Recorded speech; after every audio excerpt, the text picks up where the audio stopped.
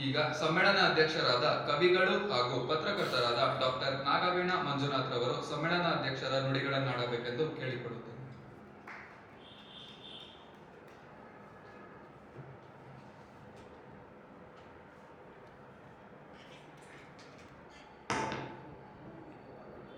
ಎಲ್ಲರಿಗೂ ನಮಸ್ಕಾರ. ವೇದಿಕೆಯ ಮೇಲೆ ಎಲ್ಲ ಗೌರವಾನ್ವಿತ ಗಣ್ಯರು ಉಪಸ್ಥಿತರಿದ್ದೀರಿ. ಈಗ ತಾನೇ doctor RK Nallur Prasad sir ಅವರು ನನಗೆ ತುಂಬ ಆಶೀರ್ವಾದಗಳನ್ನು ನೀಡಿ ನನ್ನ ಕಾವ್ಯ ಜೀವನ ಮುಂದೆ ತುಂಬ ಸುಂದರವಾಗಿರಲಿ ಅಂತ ಹರಸಿದ್ದಾರೆ.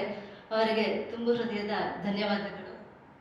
ಹಾಗೆಯೇ ಈ ದಿನದ ಕಾರ್ಯಕ್ರಮದ ಅಧ್ಯಕ್ಷತೆಯನ್ನು ವಹಿಸಿರುವಂತಹ ಡಾಕ್ಟರ್ ಮಣಿಶ್ರೀ ಅವರು ನನಗೆ ತುಂಬ ಆತ್ಮೀಯರು. ಅವರು ಕೂಡ ವೇದಿಕೆ ಮೇಲಿದ್ದಾರೆ. ನಾನು ಗುರುಗಳಂತೆ ನೋಡುವ ಶ್ರೀಮತಿ ನಾಗರತ್ನ ಕಲಾಧಾರೆ ಮೇಡಮ್ ಅವರಿದ್ದಾರೆ. ಅವ್ರಿಗೂ ಕೂಡ ನಾನು ಈ ಸಂದರ್ಭದಲ್ಲಿ ಈ ಕಾರ್ಯಕ್ರಮದಲ್ಲಿ ಭಾಗಿಯಾಗಿದ್ದಕ್ಕೆ ಬಹಳ ಅಭಿನಂದನೆಗಳನ್ನು ತಿಳಿಸ್ತೀನಿ. ಹಾಗೆಯೇ ಇಂದು ಇಲ್ಲಿ ಸೇರಿರುವ ಎಲ್ಲ ಸಾಹಿತಿಗಳಿಗೂ, ಪ್ರಿಯ ಕವಿ ಮಿತ್ರರಿಗೂ, ಸಹೃದಯರಿಗೂ ಹಾಗೂ ಸಮಸ್ತ ಕನ್ನಡಾಭಿಮಾನಿಗಳಿಗೂ ನನ್ನ ಹೃತ್ಪೂರ್ವಕ ನಮಸ್ಕಾರಗಳು ಮತ್ತು ಅಭಿನಂದನೆಗಳು. ಇಂದಿನ ವಿಶೇಷ ಕಾರ್ಯಕ್ರಮ ರಾಜ್ಯ ಮಟ್ಟದ ಕವಿ ಸಮ್ಮೇಳನ. ಇದರ ಸಮ್ಮೇಳನ ಅಧ್ಯಕ್ಷೆಯಾಗುವಂತಹ ಅವಕಾಶ ನನಗೆ ದೊರಕಿರುವುದು ಲೇಖಕಿಯಾಗಿ ನನ್ನ ಪಾಲಿಗೆ ಒಂದು ಅವಿಸ್ಮರಣೀಯ, ಅತ್ಯಂತ ಗೌರವದ ಹಾಗೂ ಅತ್ಯಂತ ಸಂತಸದ ಕ್ಷಣ ಆಗಿದೆ ಅಂತ ನಾನು ಭಾವಿಸ್ತೀನಿ. ಇಂತಹ ಒಂದು ಅವಕಾಶವನ್ನು ಕಲ್ಪಿಸಿಕೊಟ್ಟಿದ್ದಕ್ಕೆ ಅಖಿಲ ಕರ್ನಾಟಕ ಕುವೆಂಪು ಸಾಂಸ್ಕೃತಿಕ ವೇದಿಕೆ ಹಾಗೂ ಶ್ರೀಯುತ ಜೀವನ್ಮುಖಿ ಸುರೇಶ್ ಸರ್ ಅವರಿಗೆ ನಾನು ಅತ್ಯಂತ ಆಭಾರಿಯಾಗಿದ್ದೇನೆ. ಕನ್ನಡ ಭಾಷೆಯ ಅಪಾರ ಪರಂಪರೆಯ ಮಧ್ಯೆ ನಿಂತು ಮಾತಾಡ್ತಾ ಇರೋದು ನನ್ನ ಮಟ್ಟಿಗೆ ಒಂದು ಆತ್ಮಶೋಧನೆ, ಕನ್ನಡ ಸಂಸ್ಕೃತಿಯ ಬಗ್ಗೆ ಒಂದು ಇದರೊಂದಿಗೆ ನಡೆಯುತ್ತಿರುವಂತಹ ಒಂದು ಸಂವಾದ ಅಂತ ನಾನು ಭಾವಿಸ್ತೀನಿ. ಈ ದಿನದ ಕಾರ್ಯಕ್ರಮವನ್ನು ನಾನು ಒಂದು ಸಾಹಿತ್ಯದ ಉತ್ಸವ, ಕನ್ನಡದ ಸಂಭ್ರಮಾಚರಣೆ ಅಂತ ಹೇಳೋದಕ್ಕೆ ಇಷ್ಟಪಡ್ತೀನಿ. ಅಷ್ಟೇ ಅಲ್ಲದೆ ನನ್ನ ಪ್ರಕಾರ ಈ ದಿನದ ಕಾರ್ಯಕ್ರಮ ಒಂದು ಭಾವಯಾನ ಅಷ್ಟೇ ಅಲ್ಲ, ಒಂದು ಜ್ಞಾನಯಾನ ಸಹ ಆಗಿದೆ. ಜ್ಞಾನ ಅನ್ನೋದು ನನಗೆ ತುಂಬ ಅತ್ಯಂತ ಪ್ರಿಯವಾದ ಪದ, ಎಲ್ಲರಿಗೂ ಪ್ರಿಯವಾದ ಪದವೇ. ಜ್ಞಾನದಿಂದ ಸಾಧನೆ ಮಾಡಲಾಗದೇ ಇದ್ದು ಯಾವುದೂ ಇಲ್ಲ ಅಂತ ನಾನು ಭಾವಿಸ್ತೀನಿ. ಎಂಥದೇ ಸಮಸ್ಯೆ ಇರಲಿ, ಎಂಥದೇ ಕ್ಲಿಷ್ಟಕರ ಸನ್ನಿವೇಶಗಳಿರಲಿ, ಸಂಕೀರ್ಣ ಸಂದರ್ಭಗಳಿರಲಿ, ಸರಿಯಾದ ಜ್ಞಾನದಿಂದ ಸೂಕ್ತ ಪರಿಹಾರವನ್ನು ಕಂಡುಹಿಡ್ಕೊಳ್ಬಹುದು ಅಂತ ನಾನು ಅನ್ಕೋತೀನಿ. ಒಂದು ಸೂಕ್ತಿ ಇದೆ, ನಹಿ ಜ್ಞಾನೇನ ಸದೃಶಂ, ಜ್ಞಾನಕ್ಕೆ ಮಿಗಿಲಾದದ್ದು ಯಾವುದೂ ಇಲ್ಲ. ನಾಲೆಡ್ಜ್ ಇಸ್ ಪವರ್ ಅಂತ ಹೇಳ್ತೀವಿ. ಹಾಗಾಗಿ ಪ್ರತಿಯೊಂದು ಸಂಸ್ಕೃತಿಯಲ್ಲೂ, ಪ್ರತಿಯೊಂದು ಭಾಷೆಯಲ್ಲೂ ಜ್ಞಾನಕ್ಕೆ ತುಂಬ ವಿಶಿಷ್ಟವಾದಂತಹ ಸ್ಥಾನ ಇದೆ. ಈ ದಿನದ ಕಾರ್ಯಕ್ರಮ ಅದೆಷ್ಟು ವೈವಿಧ್ಯಮಯವಾಗಿದೆ, ಇಲ್ಲಿ ಅದೆಷ್ಟು ವಿಷಯಗಳು ಅಡಕವಾಗಿದೆ ನೋಡಿ. ಕವಿ ಸಮ್ಮೇಳನದೊಂದಿಗೆ ವಿಚಾರಗೋಷ್ಠಿ, ಪುಸ್ತಕ ಲೋಕಾರ್ಪಣೆ, ಕವಿಗೋಷ್ಠಿ, ನಾಟಕ ಪ್ರದರ್ಶನ, ಪ್ರಶಸ್ತಿ ಪ್ರದಾನ ಸಮಾರಂಭ, ಹೀಗೆ ಒಂದಕ್ಕಿಂತ ಒಂದು ಮಿಗಿಲಾದ ಕಾರ್ಯಕ್ರಮಗಳು ಈ ದಿನದ ಪಟ್ಟಿಯಲ್ಲಿದೆ. ನಾನು ಸಹ ಬಹಳ ಹುರುಪಿನಿಂದ ಈ ಕಾರ್ಯಕ್ರಮನ ಸಂಪೂರ್ಣವಾಗಿ ನೋಡೋದಕ್ಕೆ ಕಾಯ್ತಾ ಇದ್ದೀನಿ. ಈ ದಿನ ಈ ವೇದಿಕೆಯಲ್ಲಿ ಅದೆಷ್ಟು ವಿಷಯಗಳು ಮಂಡಿತವಾಗಲಿವೆ, ಅದೆಷ್ಟು ವಿಷಯಗಳು ಚರ್ಚಿತವಾಗಲಿವೆ, ಅದೆಷ್ಟು ಭಾವ ಸಂವಹನಗಳಾಗಲಿವೆ ಅನ್ನೋದು ಬಹಳ ಮುಖ್ಯವಾಗಿದೆ. ನಾವು ಹಿಂತಿರುಗಿ ಹೋಗುವಾಗ ನಾವು ಏನನ್ನ ಕಲಿತಿದ್ದೀವಿ ಅಂತ ಒಮ್ಮೆ ಮೆಲುಕು ಹಾಕಿದರೆ ಈ ದಿನದ ಕಾರ್ಯಕ್ರಮ ಅದರಲ್ಲಿ ಮೊದಲನೇ ಸ್ಥಾನದಲ್ಲಿದೆ. ಇಷ್ಟೊಂದು ವಿಷಯಗಳನ್ನು ತಿಳಿದುಕೊಳ್ಳೋಕೆ ನನ್ನ ಜೊತೆ ನೀವು ಎಲ್ಲ ಉತ್ಸುಕರಾಗಿದ್ದೀರಿ ಅಂತ ನಾನು ಭಾವಿಸ್ತೀನಿ.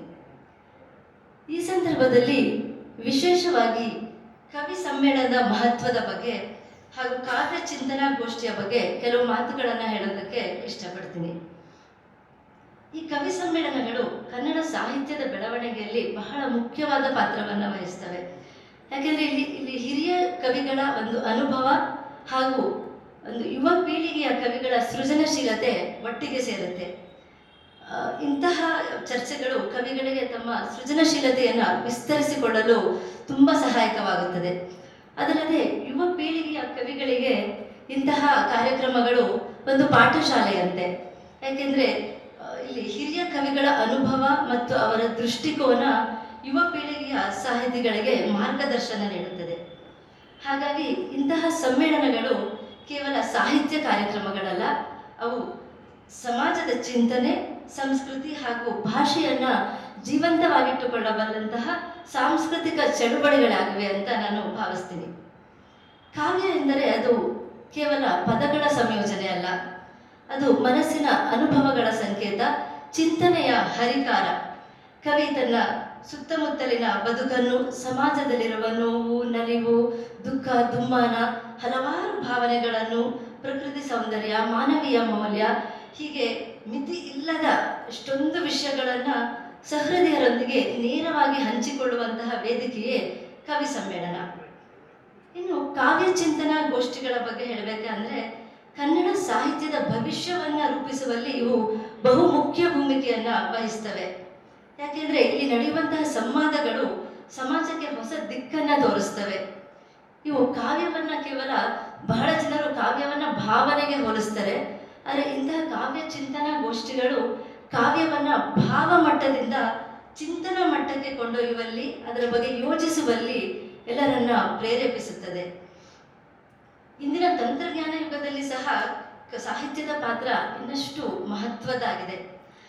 ಮಾನವ ಜೀವನದಲ್ಲಿನ ಸಂವೇದನೆ ಮತ್ತು ಮಾನವೀಯತೆಯನ್ನ ಜೀವಂತವಾಗಿಡುವಲ್ಲಿ ಸಾಹಿತ್ಯ ಕಾರ್ಯಕ್ರಮಗಳು ಹಾಗೂ ಸಾಹಿತ್ಯದ ಬರಹಗಾರರು ತುಂಬ ಮುಖ್ಯ ಪಾತ್ರವನ್ನು ವಹಿಸ್ತಾರೆ.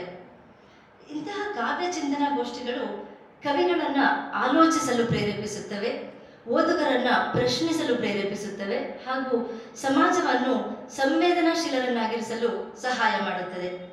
ಇಂದು ನಡೆಯಲಿರುವ ಕಾವ್ಯ ಚಿಂತನಾ ಗೋಷ್ಠಿಯೂ ಸಹ ಇಂತಹ ಚಿಂತನಾ ಪರಂಪರೆಯನ್ನು ಮುಂದುವರಿಸುತ್ತದೆ ಎಂದು ನಾನು ನಂಬಿದ್ದೇನೆ.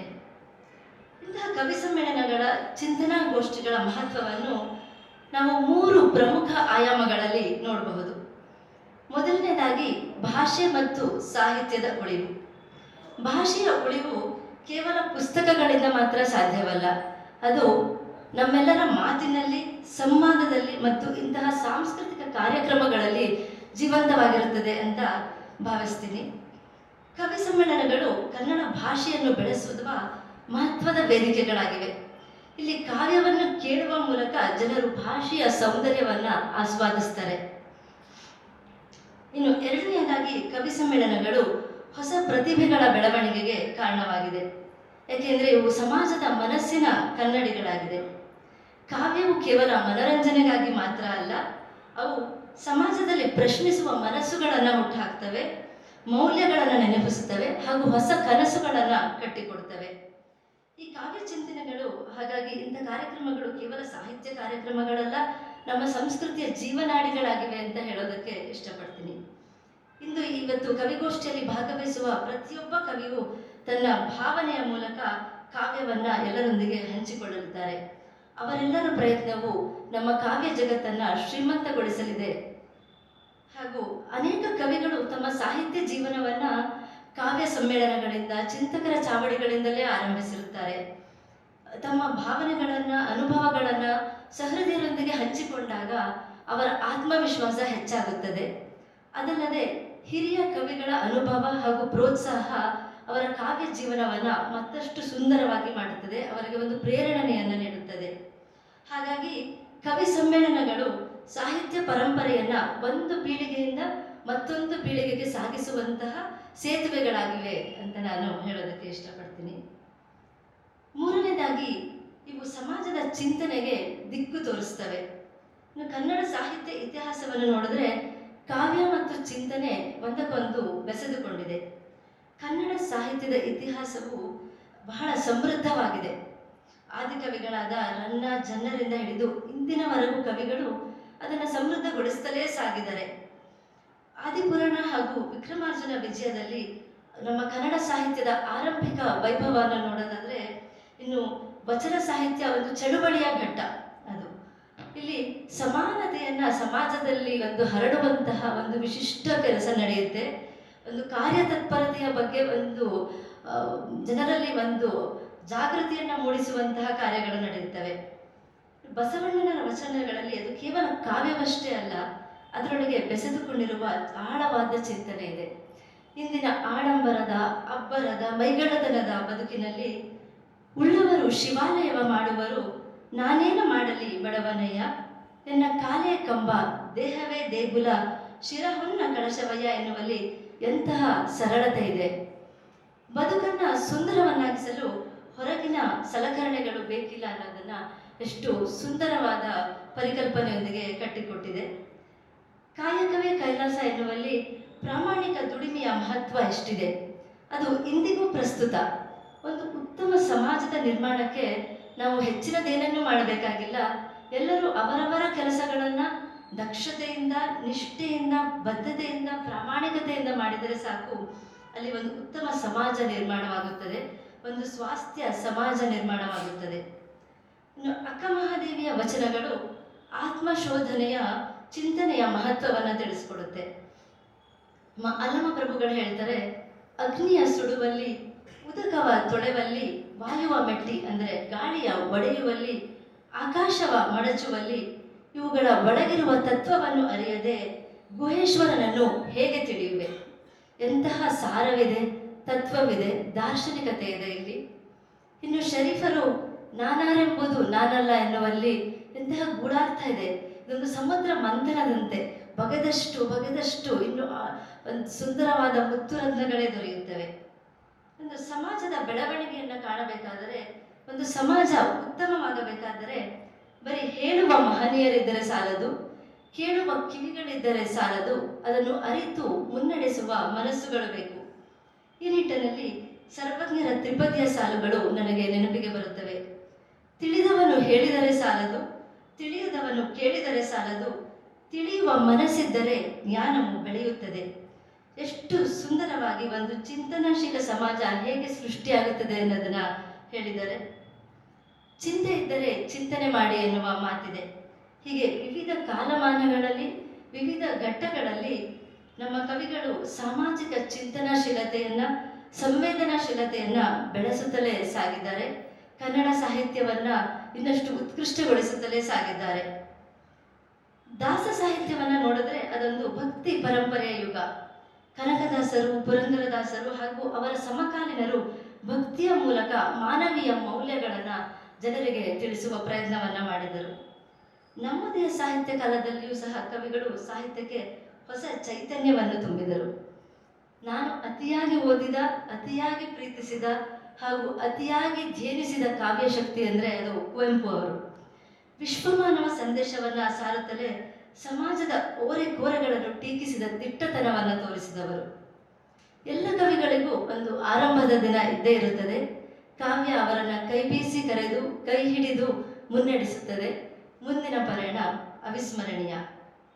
ನಾನು ಓದಿದ ಮೊದಲ ಪುಸ್ತಕ ಮಲೆನಾಡಿನ ಚಿತ್ರಗಳು. ಆಗ ನಾನು 8ನೇ ತರಗತಿಯಲ್ಲಿದ್ದೆ.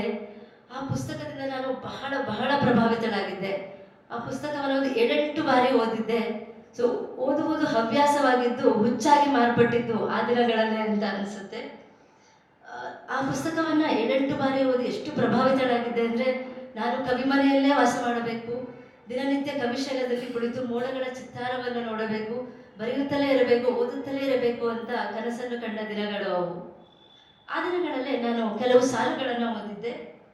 ಕದ್ದಿಂಗಳು ಕಗ್ಗತ್ತಲು ಕಾರ್ಗಾಲದ ರಾತ್ರಿ, ಕದ್ದಿಂಗಳು ಕಗ್ಗತ್ತಲು ಕಾರ್ಗಾಲದ ರಾತ್ರಿ, ಸಿಡಿಲ್ಮಿಂಚಿಗೆ ನಡುಗುತ್ತಿದೆ ಪರ್ವತವನ ಧಾತ್ರಿ, ಕಾಳಿಯ ಕಂಗಳ ಕೆಂಬೆಳಕಂತೆ, ಕೈ ಹೊಂಬಳೆಗಳ ಹೊಸ ಬೆಳಕಂತೆ, ಮಿಂಚುಗಳೆಸೆದವು ಗೊಂಚಲಲ್ಲಿ. ಒಂದು ರೀತಿ ರೋಮಾಂಚನ ತಂದ ಅನುಭವ. ಅಂದು ಆರಂಭವಾದ ಬರವಣಿಗೆ ಇಂದು ನಾನು ಇಲ್ಲಿ ನಿಂತಿದ್ದೇನೆ. ಬರವಣಿಗೆ ಬದುಕಿನ ಬೇರಾಗಿ, ಸಾರವಾಗಿ ನಿಂತಿದೆ. ಕುವೆಂಪು ಅವರು ನನ್ನಂತಹ ಸಾವಿರಾರು ಲೇಖಕರಿಗೆ, ಬರಹಗಾರರಿಗೆ ಸ್ಫೂರ್ತಿಯಾಗಿದ್ದಾರೆ. ಓ ನನ್ನ ಚೇತನ, ಆಗು ನೀ ಅನಿಕೇತನ ಎನ್ನುತ್ತಾ ಸೃಜನಶೀಲತೆಯ ಅಸೀಮತೆಯನ್ನ ಮೆರೆದಿದ್ದಾರೆ. ಇನ್ನು ಕನ್ನಡ ಸಾಹಿತ್ಯದ ಇತಿಹಾಸದಲ್ಲಿ ಅತ್ಯಂತ ಗೌರವದಿಂದ ಉಲ್ಲೇಖಿಸಲ್ಪಡುವ ಮತ್ತೊಂದು ಹೆಸರು ಅಂದರೆ ದ.ರಾ ಬೇಂದ್ರೆಯವರು. ಅವರು ಕನ್ನಡ ಸಾಹಿತ್ಯಕ್ಕೆ ಹೊಸ ಧ್ವನಿಯನ್ನ ನೀಡಿದವರು.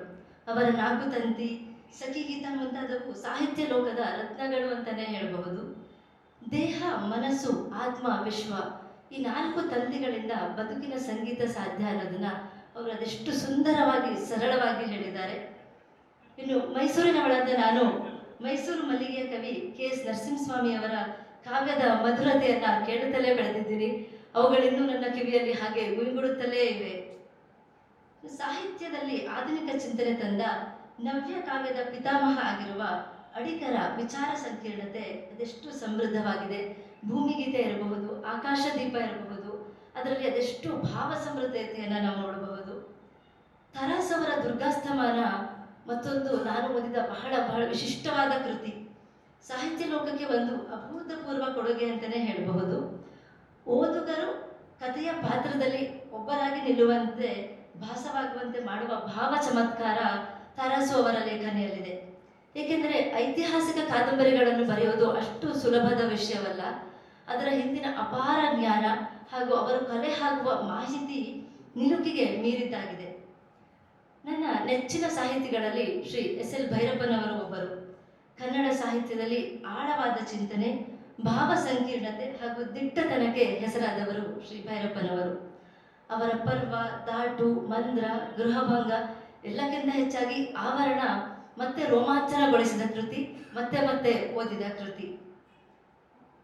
ಸಿದ್ದಯ್ಯ ಪುರಾಣಿಕರ ಕೆಲವು ಸಾಲುಗಳು ನನಗೆ ಬಹಳ ಇಷ್ಟವಾದದ್ದು. ಕುಡಿಯುವ ನೀರೇ ತೀರ್ಥ, ಉಣ್ಣುವ ರೊಟ್ಟಿ ಶಿವನ ಪ್ರಸಾದವು, ಶ್ರಮದ ಬೆವರೇ ಸ್ನಾನ ದುಡಿತದ ಹಾಡೆ ಮಂತ್ರ ನಿನಾದವು. ಅದೆಷ್ಟು ಸುಂದರವಾದ ಪರಿಕಲ್ಪನೆ. ಹೀಗೆ ಕವಿಯಾನದಲ್ಲಿ ಸಾಗುತ್ತಾ ಸಾಗುತ್ತಾ ನಾನು ಇತ್ತೀಚೆಗೆ ಓದಿದ ಪುಸ್ತಕ ಶ್ರೀ ಕಿರಣ್ ಹಿರಸಾವೆಯವರ ಲಿಚ್ಚಪ್ಪಿ. ಇದೊಂದು ಕಾಲ್ಪನಿಕ ಐತಿಹಾಸಿಕ ಕಾದಂಬರಿ, ಬಹಳ ಮನಮುಟ್ಟಿದ ಕೃತಿ. ಹೀಗೆ ಕನ್ನಡದ ವೈಭವದ ಮುಡಿಗೆ ಕೀರ್ತಿಯ ಗರಿಗಳನ್ನೇರಿಸುತ್ತಿರುವ ಹಲವಾರು ಕವಿಗಳಿದ್ದಾರೆ. ಅವರ ಸಂಖ್ಯೆ ಅಗಾಧವಾಗಿದೆ. ಹೀಗೆ ಕಾವ್ಯ ಪರಂಪರೆ ಮುಂದೆ ಮುಂದೆ ಸಾಗುತ್ತಾ ಶ್ರೀಮಂತವಾಗುತ್ತಲೇ ಇದೆ. ಈ ದಿನದ ಕಾರ್ಯಕ್ರಮದ ಪಟ್ಟಿ ಬಹಳ ಭವ್ಯವಾಗಿದೆ. ಕಾವ್ಯ ಚಿಂತನಾ ಗೋಷ್ಠಿಯಲ್ಲಿ ಮಂಡಿತವಾಗುವ ವಿಷಯಗಳು, ಅವುಗಳ ಒಳನೋಟ, ಸೌಂದರ್ಯ, ಸಾಮ್ಯತೆ, ಭಿನ್ನತೆ ಇವುಗಳನ್ನೆಲ್ಲ ತಿಳಿದುಕೊಳ್ಳಲು ನಾನು ಬಹಳ ಕೌತುಕದಿಂದ ಕಾಯ್ತಾ ಇದ್ದೀನಿ. ಕವಿಗೋಷ್ಠಿಯ ಭಾವಚಿಂತನಾ ಲಹರಿಯಲ್ಲಿ ಮೀಯಲು ನಾನು ಕೂಡ ಕಾತರನಾಗಿದ್ದೇನೆ. ಕವಿಗಳು ಬಹಳ ವಿಭಿನ್ನ, ವಿಶಿಷ್ಟ. ಯಾಕೆಂದರೆ ತಮ್ಮದಲ್ಲದ ಭಾವವನ್ನು ಅನುಭವಿಸುವ ಹಾಗೂ ಅದನ್ನು ತಮ್ಮದೇ ಎಂಬಂತೆ ಬಿಂಬಿಸುವ ಮತ್ತು ಅನ್ಯರನ್ನು ಆ ಭಾವದಲ್ಲಿ ಮೀಯಿಸುವಂತಹ ಶಕ್ತಿ ಇರುವುದು ಕವಿಗಳಿಗೆ ಮಾತ್ರ. ರವಿ ಕಾಣದ್ದನ್ನು ಕವಿ ಕಂಡ ಎಂಬ ಮಾತಿದೆ. ಹಾಗಾಗಿ ಪರಭಾವ ಪ್ರವೇಶ ಮಾಡುವಂತಹ ಶಕ್ತಿ ಇರುವುದು ಕವಿಗಳಿಗೆ ಮಾತ್ರ. ಇಂದು ಕವಿತೆಯನ್ನು ವಾಚನ ಮಾಡಲಿರುವ ಎಲ್ಲ ಕವಿಗಳಿಗೂ ಅಭಿನಂದನೆಗಳು. ಪ್ರಶಸ್ತಿಯನ್ನು ಸ್ವೀಕರಿಸಲಿರುವ ಎಲ್ಲರಿಗೂ ಅಭಿನಂದನೆಗಳು. ಈ ನಿಟ್ಟಿನಲ್ಲಿ ಇಂತಹ ಕವಿ ಸಮ್ಮೇಳನಗಳು ಹೊಸ ಚಿಗುರು ಮತ್ತು ಹಳೆ ಬೇರನ್ನು ಬೆಸೆಯುವಂತಹ ಬಳ್ಳಿಗಳಾಗಲಿ ಅಂತ ನಾನು ಆಶಿಸ್ತೀನಿ. ಇಂತಹ ಕನ್ನಡ ಪರ ಕಾರ್ಯಕ್ರಮಗಳನ್ನು ನಿರಂತರವಾಗಿ ಶ್ರೀ ಸುರೇಶ್ ಸರ್ ಅವರು ಮಾಡ್ಕೊಂಡು ಬಂದಿದ್ದಾರೆ. ಅವರು ಅಂದಿನಿಂದ ಅನಾದಿ ಕಾಲದಿಂದ ನಾನು ನೋಡಿದ ಒಂದು 10-12 ವರ್ಷಗಳಿಂದ ಸುರೇಶ್ ಸರ್ ಅವರು ಎಲೆಮರೆ ಕಾಯಿಗಳನ್ನು ಗುರುತಿಸಿ ಗೌರವಿಸುವಂತಹ ಕಾರ್ಯಗಳನ್ನು, ಕನ್ನಡದ ನೆಲ ಜಲವನ್ನ ಮತ್ತು ಭಾಷೆಯನ್ನ, ಸಂಸ್ಕೃತಿಯನ್ನ ಉಳಿಸುವ ಬೆಳೆಸುವ ಕಾರ್ಯವನ್ನ ಮಾಡ್ತಾ ಇದ್ದಾರೆ. ಅವರ ಈ ಕನ್ನಡ ಕಾಯಕ, ಕನ್ನಡ ಸೇವೆ ಹೀಗೆ ಮುಂದುವರಿಯಲಿ ಅಂತ ಆಶಿಸ್ತೀನಿ. ಈಗ ತಾನೇ ನಾವೆಲ್ಲರೂ ಒಂದು ಮಹಿಳಾ ದಿನವನ್ನು ಆಚರಿಸಿದ್ದೇವೆ. ಹಾಗಾಗಿ ಮಹಿಳೆಯರು ಎಂದರೆ ನನ್ನ ಪಾಲಿಗೆ ಮಮತೆ. ಹಾಗಾಗಿ ಎಲ್ಲ ಮಮತಾಮಯಿಗಳಿಗೋಸ್ಕರ ಒಂದು ಕವಿತೆಯನ್ನು ಅರ್ಪಿಸುತ್ತಾ ನನ್ನ ಮಾತುಗಳನ್ನು ಮುಗಿಸೋಕೆ ಇಷ್ಟಪಡ್ತೀನಿ. ಈ ಕವಿತೆಯನ್ನು ನನ್ನ ತಾಯಿಗೆ ಹಾಗೂ ವಿಶ್ವದ ಸಮಸ್ತ ತಾಯಂದಿರಿಗೆ ಅರ್ಪಿಸೋದಕ್ಕೆ ಇಷ್ಟಪಡ್ತೀನಿ.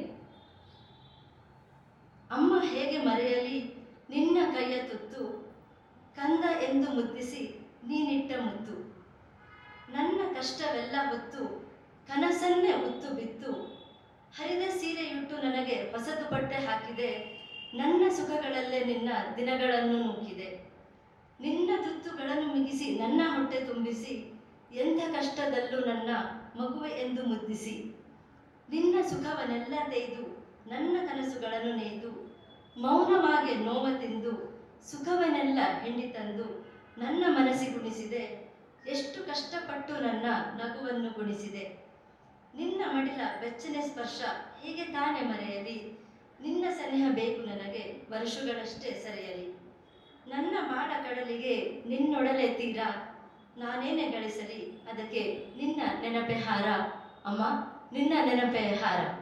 ಧನ್ಯವಾದಗಳು. ನಹಿ ಜ್ಞಾನೇನ ಸದೃಶ.